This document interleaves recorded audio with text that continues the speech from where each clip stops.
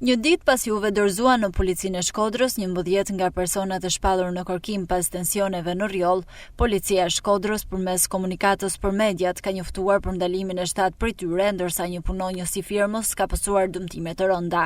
Në komunikatën e policisë thuhet: specialistët për hetimin e krimeve të Komisariatit të Policisë Shkodër kanë ndaluar 7 shtetas të dyshuar për përfshirje në një protestë të zhvilluar më 28 shkurt të vitit 2026 në fshatin Rjoll, ku mbeti i plagosur rënd një punonjës i një kompanie sigurie private. Në Prangaran, PK 20 vjeç banues në Luarz, SK 19 vjeç dhe DSH 20 vjeç banues në Pulaj, AP 46 vjeç dhe SK 44 vjeç banues në Torovic, si dhe PM 60 vjeç dhe AM 30 vjeç banues në Baksrjoll.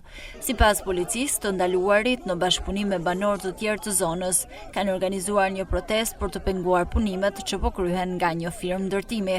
Gjatë përplasjes, ata dyshohet se kanë goditur punonjësit e kompanisë së sigurisë private, ku njëri prej tyre ka pësuar dëmtime të rënda, si dhe kanë shkatëruar makineri të firmës që po kryenin punimet.